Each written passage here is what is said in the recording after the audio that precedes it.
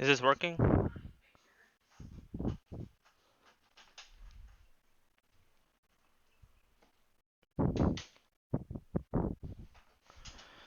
Can y'all hear me?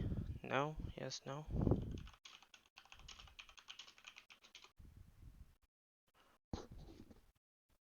Is this working? Okay, okay, there we go.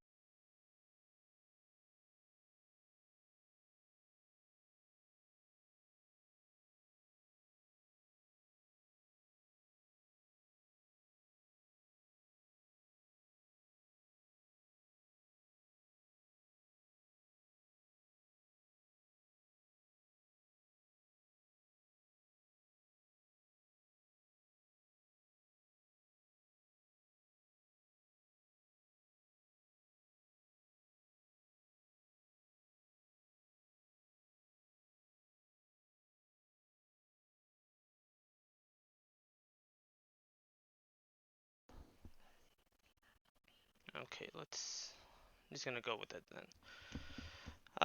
Hi guys and gals if you're here. Um, y'all know who I am.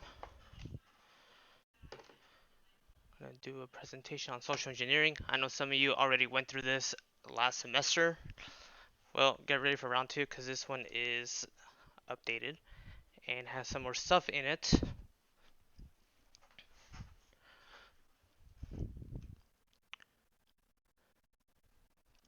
So starting this off, social engineering, that hacking of humans, allegedly, right?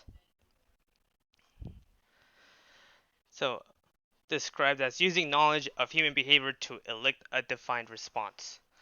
Uh, so it's very much into detail on sociology and psychology and whatever. Google defines it as the use of deception to manipulate individuals into divulging confidential or personal information that may be used for fraudulent purposes. So, I'm sure y'all can get a general idea what that's like.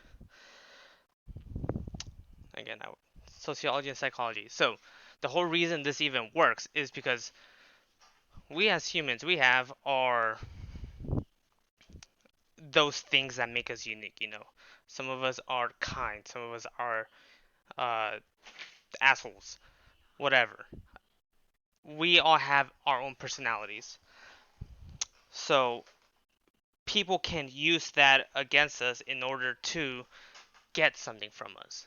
Again, this is general psychology and sociology here.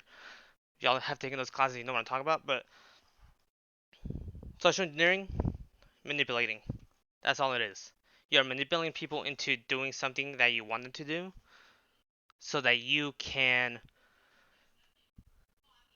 get something in return or take advantage. So we have two quotes, two great men. First one, Kevin Mitnick.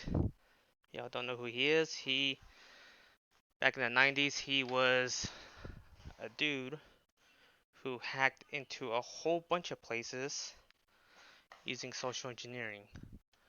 These places were like Cisco and government websites and organizations and whatnot. Anyways, he got arrested. Um, he was on the lam for a long time. FBI's most wanted. Now he actually teaches this stuff. So he's a expert on this. But Kevin Minnick says people are prone to taking mental shortcuts. They may know that they shouldn't give out certain information, but the fear of not being nice, the fear of appearing ignorant, the fear of a perceived authority figure, all these are triggers which can be used by a social engineer to convince a person to override established security procedures. So, very, very simple. Let's say you're working at Google, right? You get a phone call, and it's someone claiming there's someone higher up in the totem pole from you, and they're telling you, hey, you gotta do this. You gotta, you know, fill out this PDF and send it to me by 5 p.m. or your job is on the line. You might actually do it. You don't know everybody in Google. It might be legit, or that file he might have you fill out might have some malware in it, and now it can do some shit, and now they have access to your system. That's against social engineering at its finest. Second one, I love this quote. Um, Helps tie everything together. Sun Tzu. If you don't know who Sun Tzu is, read it. Old philosopher. All warfare is based on deception. There is no place where espionage is not used. Offer the enemy bait to lure him. So once again, you are. This is all deception, manipulation. Call it whatever you want, but it's you getting someone to do what you want. Um, I put that quote in because social engineering not only does it go a lot into the cybersecurity sector, but it's also being used for centuries when it comes to espionage and spying and stuff. Because it is you're taking advantage of people to get information one way or another. Now, the whole reason we're doing this class is to ideally help you all recognize um, what it is, so that if it happens to you, or if someone starts talking to you about something, it might click in your mind. Oh shit, someone might be trying to get something out of them, trying to manipulate them in some way. This is not for you to learn how to do this. Disclaimer, as always, anything you learn in this club is for educational purposes only. What you do with it on your free time is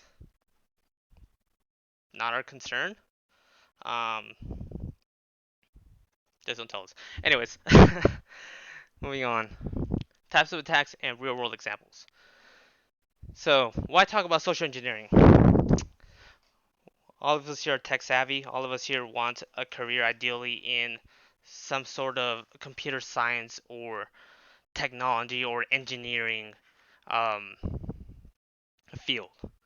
Now, the reason it is important for you to know what this is because if you are working somewhere and you are working on something either sensitive material or with uh, PII, personally identified information, or just something that others should not have access to besides, well, those with access, um, there might be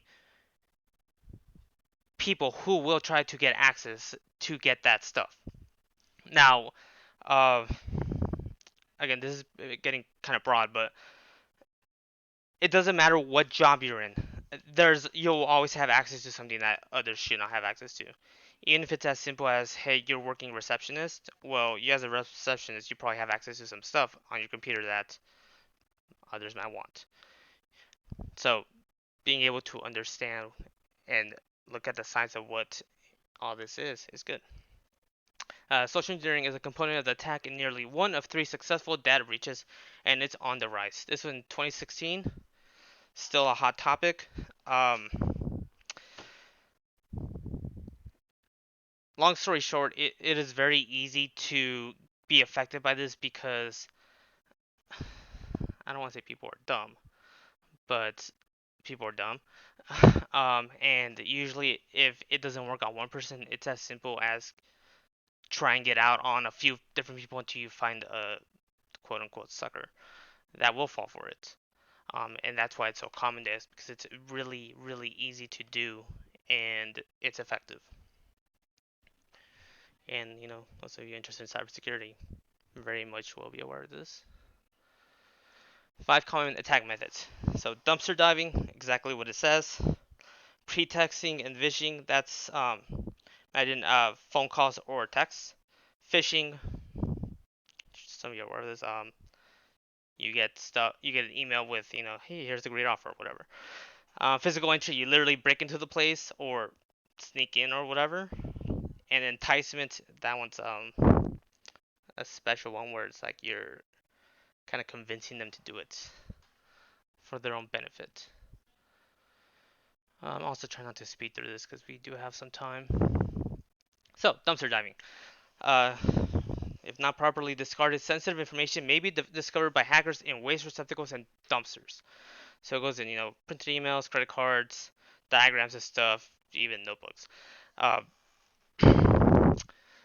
so the concern with this one, at least for me, it's the things that you would not expect to be in the trash that have sensitive information, but that you don't even realize have that sensitive information. One that comes immediately to mind is copiers. If you ever use an industrial copier like the ones in the library, or actually any library on campus, the nice big ones, most of those have a hard drive in them, and those hard drives are in there to save the file you're about to print so that it doesn't lose it. However, um, the stuff on those hard drive also doesn't get deleted. So the issue with that is, if for whatever reason, well, eventually they will change out their copiers, I'm sure. But if they don't dispose of those hard drives in the copiers properly, and someone buys that copier, they also have access to that hard drive with all this information in it. Now, the grand majority of that information will be stuff like homework stuff, or class stuff. But hey, if for whatever reason someone decided to print out their IRS tax statement using a library printer, potentially someone can get that info. And hey, there's your social security number, there's your address, your name, a whole bunch of stuff. Obviously not good. Now, the reason I say this is because in the professional world, you working in your actual company, ideally your company will have proper procedures to take care of stuff like that. If they don't, um, it might be your job to fix that. Those of you in INSEE. um, but this also, it's not just copiers. It's also things like um, fax machines, which I guess they're not really used that much. In another aspect, another thing that goes into this is the electronic ballot boxes where people go to vote. Technically, it saves all that info on there, and they don't get rid of the hard drives. But that's a different story. Uh, so I'm also gonna be showing some examples of some real shit I've seen. Just to show you that how common this stuff is. So I live in an apartment, right? There's dumpsters. This one day I was taking out the trash, and right in front of the dumpster, I see a box full of paperwork from someone who attends UT Arlington. You can see the picture here. Um, in this box, there's a whole bunch of like random homework and whatever, but there's also a lot of PI, personal information. You can see one right in the top there. It's their transcript from the university they transferred from to UTA, and I blocked out their name and like their student ID, but there was a whole bunch more papers that has some uh, sensitive info on it. Now, if I was a different type of man, I could do some bad stuff with this, but I'm not. I'm a good boy, right? Uh, so I throw in the trash like a good person. But long story short, dispose of your stuff properly. Don't be this person who just threw out a box full of papers with some personal information on them. Either shred it, burn it. There's so many ways to dispose of stuff. Okay, going on. Pretexting and phishing. So pretexting is imagine a random text you get. Phishing is more of a voice call. But fraudulent phone calls used to extract information, also used to set up other attacks such as facility entry or phishing. Now for this one, I actually have a video for y'all to watch. I'd click on it, but it'll only play for me. So I'm going to go ahead and hopefully this works. Actually, I think about it, it won't work. Oh, no, I'm just gonna put the link. Y'all can watch it yourselves. So that link, it links to that. Maybe I can play it with subtitles. Maybe that'll work.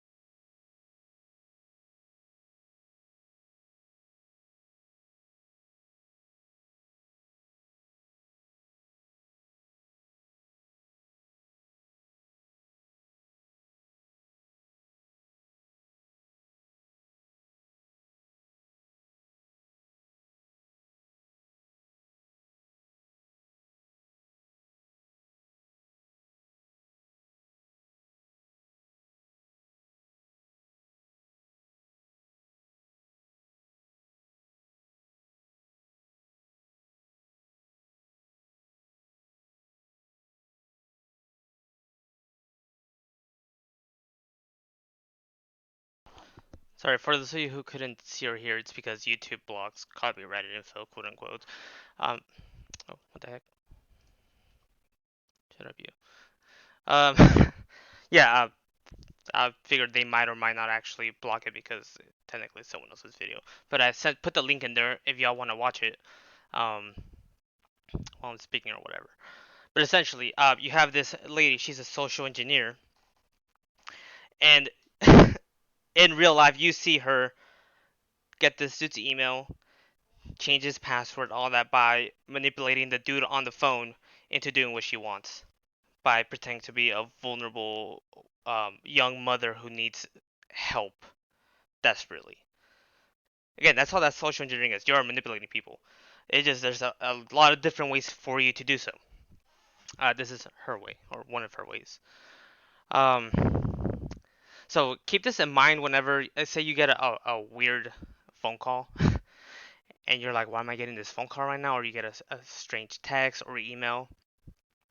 Um, long story short, what's the word I'm thinking of here? Use common sense, people, please. All right, so next up is, again, these are some real things that I have personally been subjected to.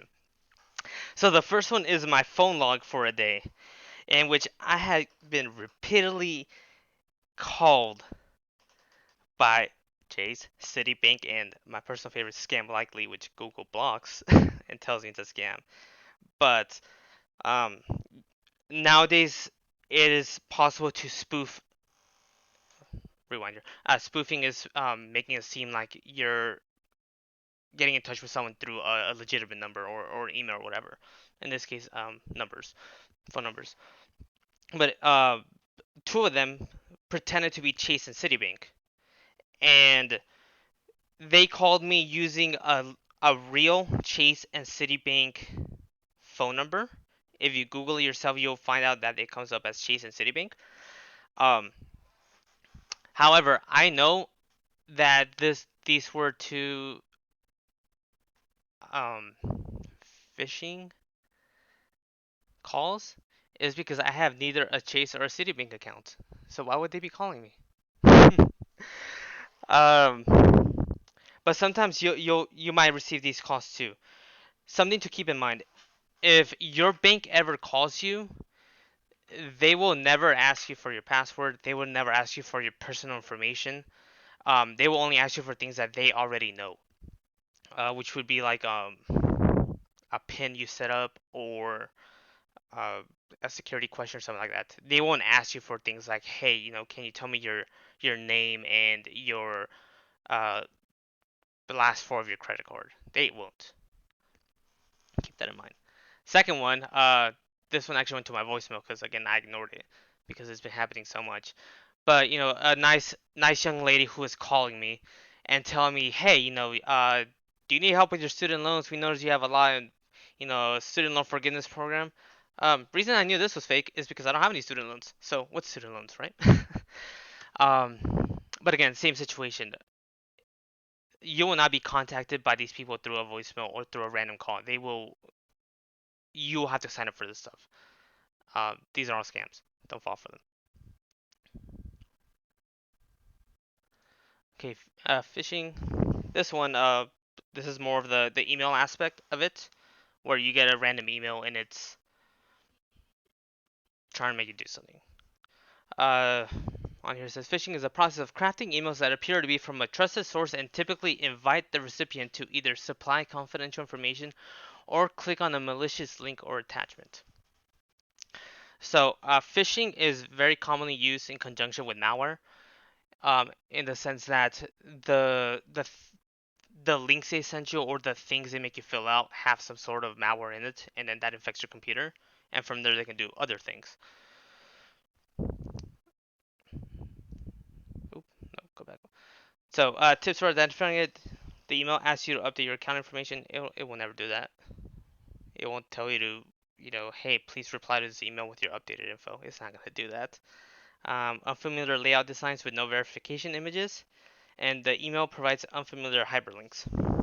So once again, some real life examples. my mouse?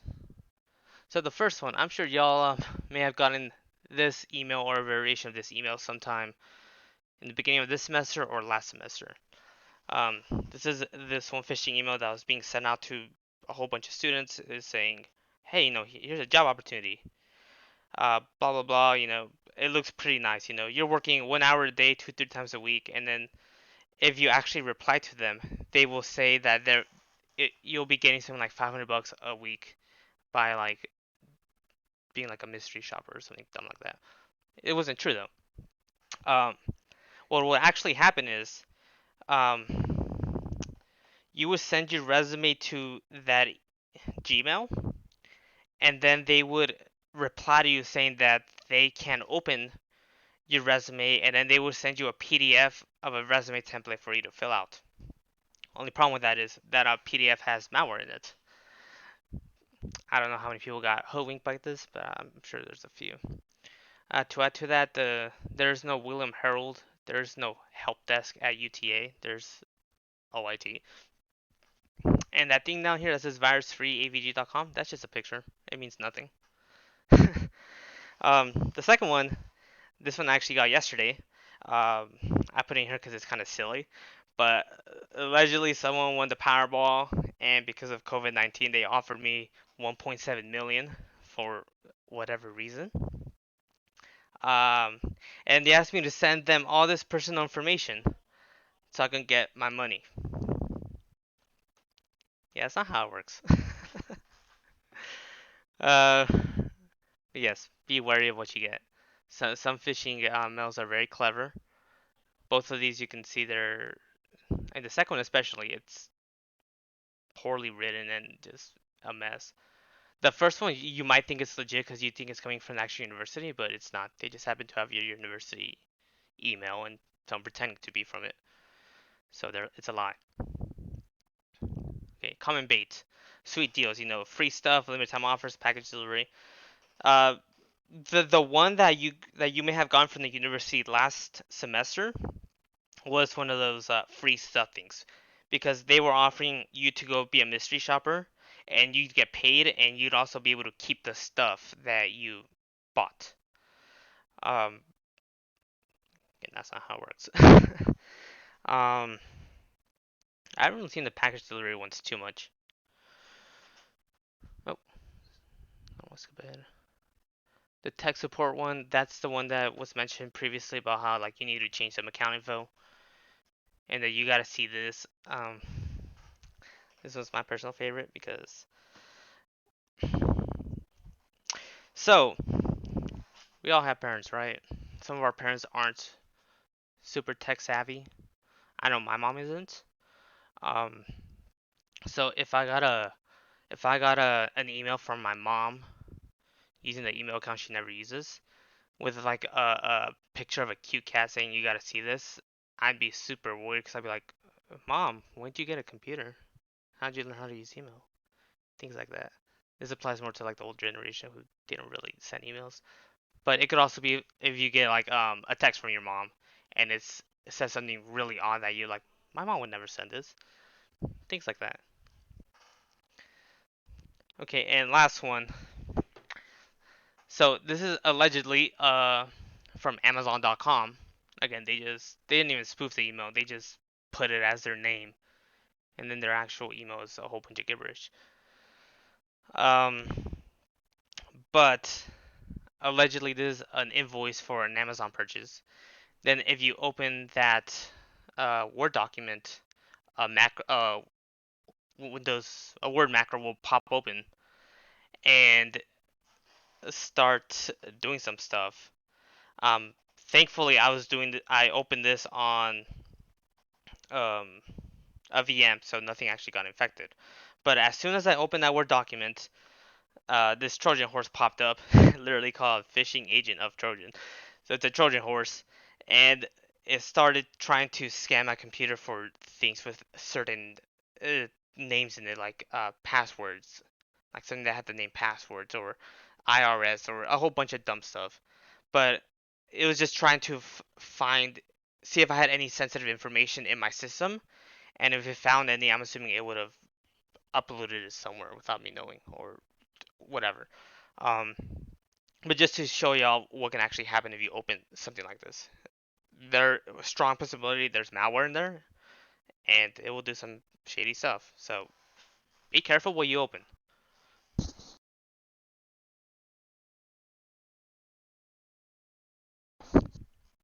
Okay. Facility access you don't have to worry too much about because us as students, what access to things. Um, this may be a little different for say if any of you work in the lab. You obviously have a pin code to enter your lab. Um, the ERB has a pin code to open the door if you're going in it outside of certain hours. So technically that's facility access. Now, if for whatever reason there was anything of importance being stored at the ERB, and say you're for whatever reason you're going in there at 10 at night to go to your lab to work, which I hear happens. If someone's waiting at the door and they're like, "Yeah, I can't get in. Can you let me in?" Why, my dude? Why are you going in at 10 p.m.? Right? Just things to keep in mind. That's called piggybacking. But I'm going to send out another oh, another video for y'all to watch. There is the link, and this one is of this group of young men and how they got into the Super Bowl without tickets. And this very much encompasses what piggybacking is. How do you get in without actually having access? So if y'all want to take a few minutes to.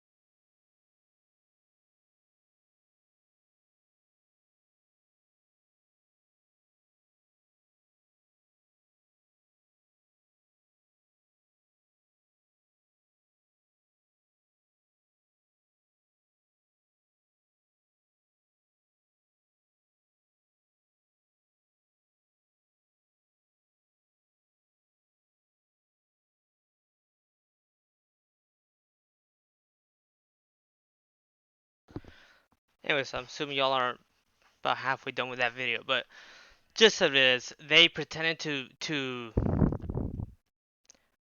have a need to be there, right? They found this ladder. They're like, hey, let's sneak in.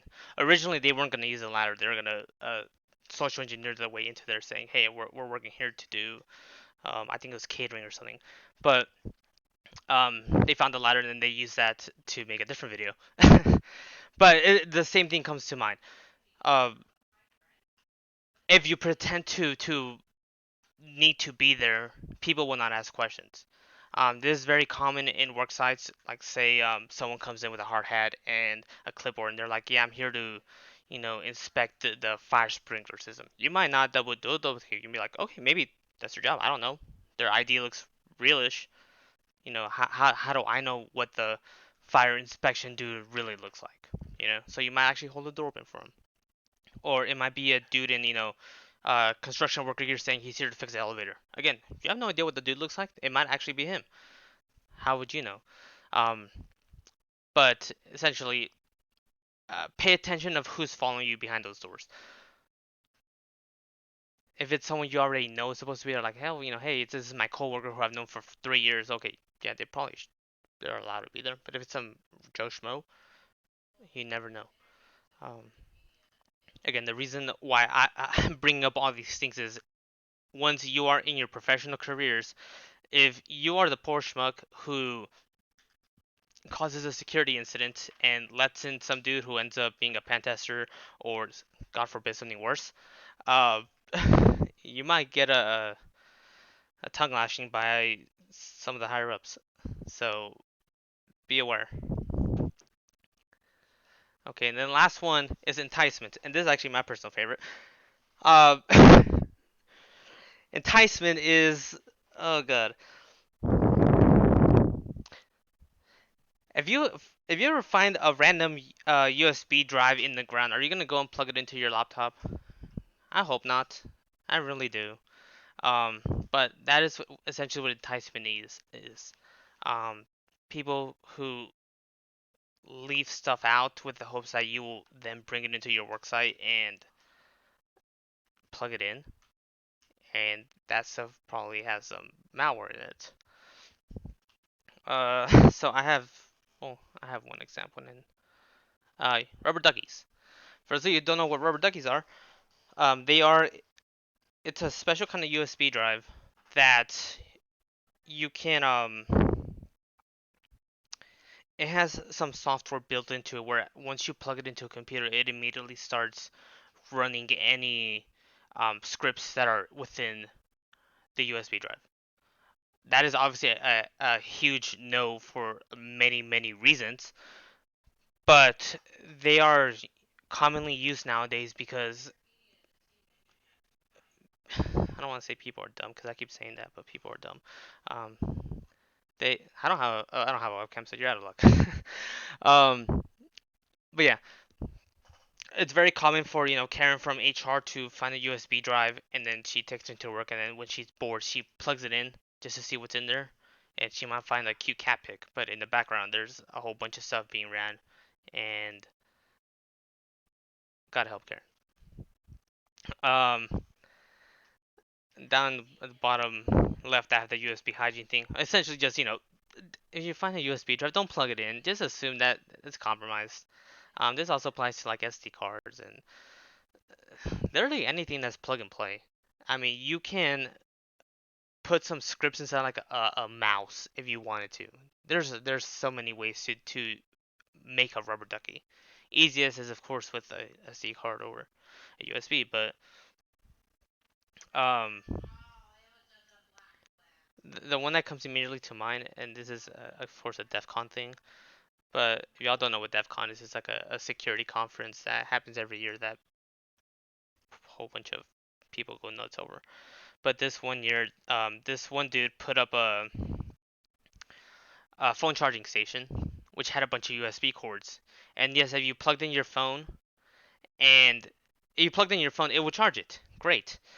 But what some people didn't realize was those cords were actually plugged into something else, and it was uploading stuff to their phones while it was charging them. Things like that. Be aware of what you're plugging in. This also applies to your phones, yes, in the campus computers. I would hope the campus computers. I would hope that OIT is, you know, Johnny on the spot with their updates and all that good stuff, and nobody's allowed to install something they shouldn't. But still be careful. Me personally, I don't upload, I don't plug anything into the campus computers. Um, Google Drive is a thing, Dropbox is a thing. Some use the cloud people.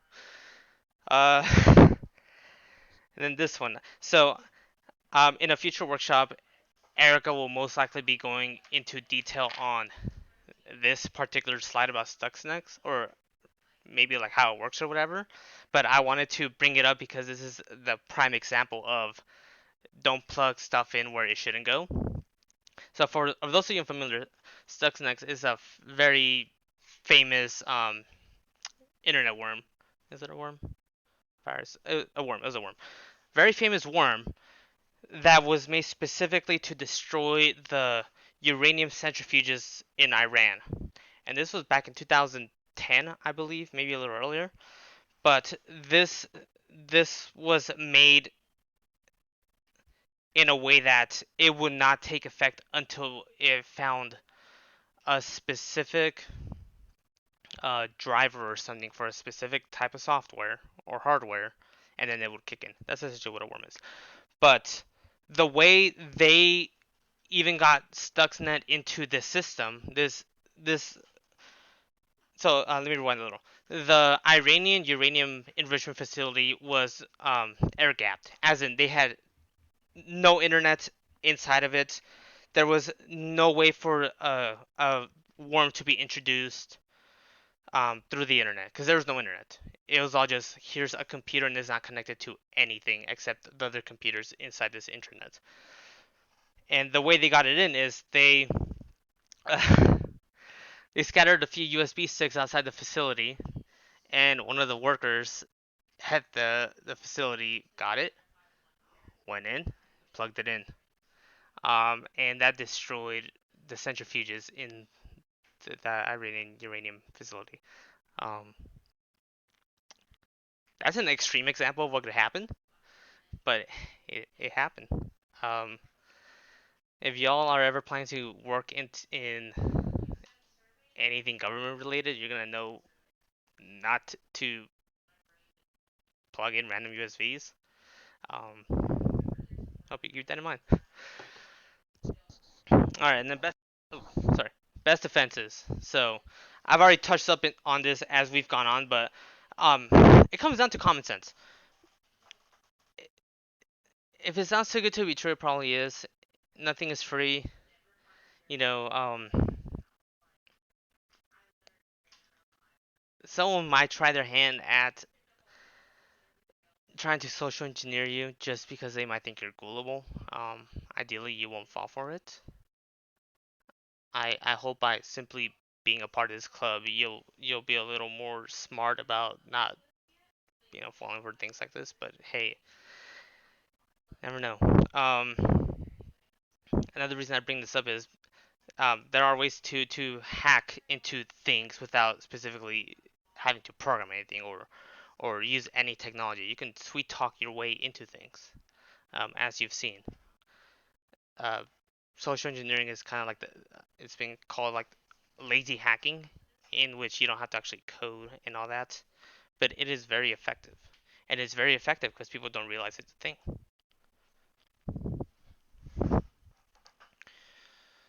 Yeah, the long con. I'm sure you've heard the name, variations of the name. Long con, professional hustler, whatever. It is a thing.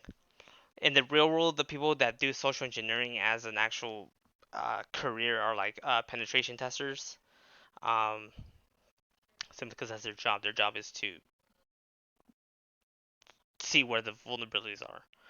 Um, in some other places, it goes a lot into like espionage and stuff. I highly doubt any of you are gonna go work for the CIA, but if you do, this is it. Um, yeah, good cons are hard to spot. There are some very clever things going on out there that you wouldn't even think is a long con or a con or social engineering. Um, Damn I had a good example, but I can't remember it.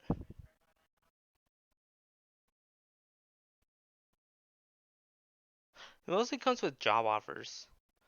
Um, I'm sure y'all know what MLMs are. I'm not saying MLM is it is a con, but anyways, they like to use the idea of social engineering to get people for their downline or whatever the heck they call it. Simply by manipulating their feelings into, oh, hey, this is why you should join my team. All that stuff. Um, but all that also works in the real world. Yeah, I think that's all I got. Summary. Yes. You as professionals, you very much need to know what the heck social engineering is, and I wouldn't say know how to do it, but you need to be able to see the signs. Um, yeah, I'm not telling y'all how to live your life, but if you do decide to do it as a career, um, as Christian asked, uh, it goes a lot into psychology, and it's fun. I'm not saying manipulating people is fun, but it's effective. Any questions?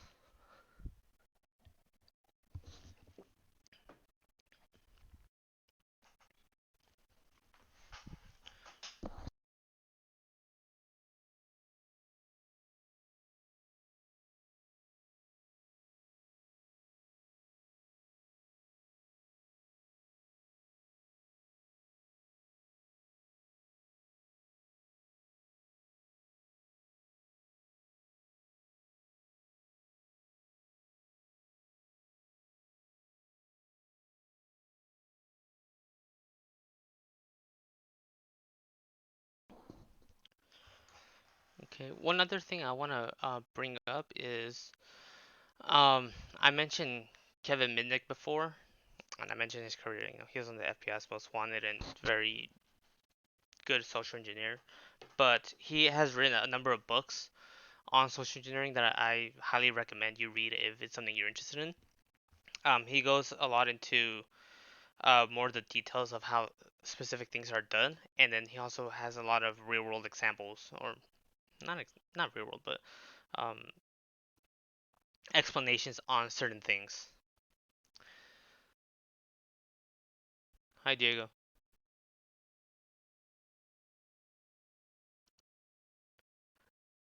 Yes, he goes into a lot of detail on certain things. And if you are interested in those books, I do have PDFs of them. I also have the physical copies, but coronavirus, right? But still, that's all I got. Unless y'all got questions.